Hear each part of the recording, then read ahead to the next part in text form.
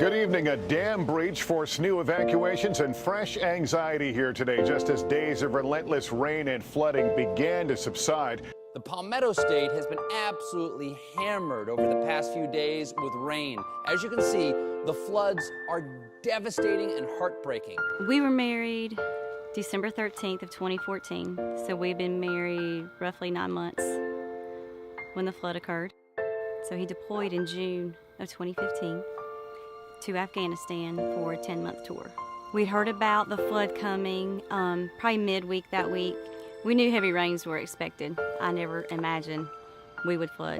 I fell asleep about midnight that Saturday night. Probably about 3 o'clock maybe, I started hearing the flash flood warnings coming through my cell phone. Kept ignoring them, just thought, okay, we're getting a lot of rain. Woke up about 4:30 to another flash flood warning through my cell phone. After getting up and seeing all the water coming in, a few moments later, I heard like some sounds of maybe an outlets were going to short out. Started to panic a little bit. Couldn't call Jimmy. He was in Afghanistan. The best I could do was send him an email, but with a 12-hour time difference, it was going to be a good 12 to 14 hours before he saw it. The first thing I almost always did every time I'd go to work is I'd check my email to see if Nicole had sent me an email or communicated while I was asleep, or everything was okay. And I remember opening up and there were several emails inside of my email, and almost every single one of them were just this frantic, call me now, the house is flooding, I don't know what to do, help me. And I remember my heart sank.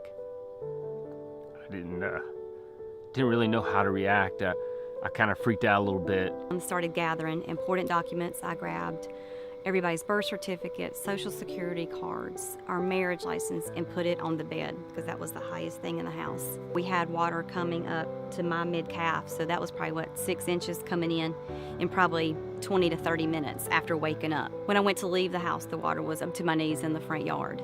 It was at that point we had a TV in the area where we were working, and I turned on the news and it was just complete devastation.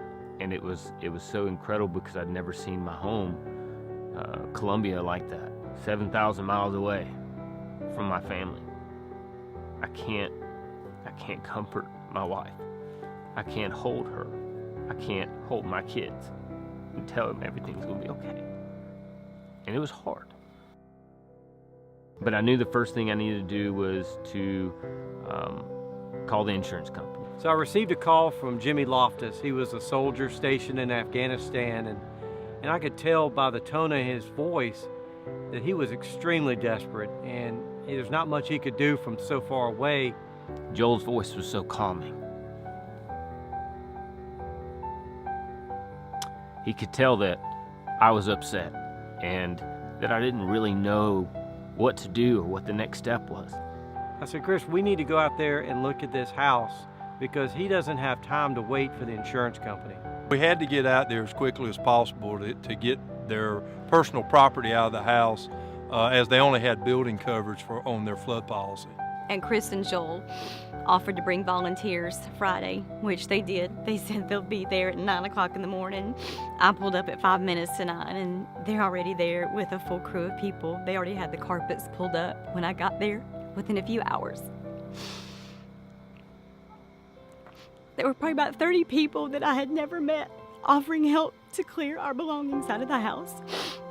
I always remember that both him and Chris were so helpful in say, hey, we're gonna make the calls for you. We're gonna call this person. We're gonna call this person, and don't worry about it. We got Nicole, and we're gonna help you guys, and we're gonna make sure that things get taken care of so that you can focus on what you're there to do. And over that time, there's been so many people in the community that have donated so many things. Joel and Chris at Carolina Insurance Group, I consider them our family now.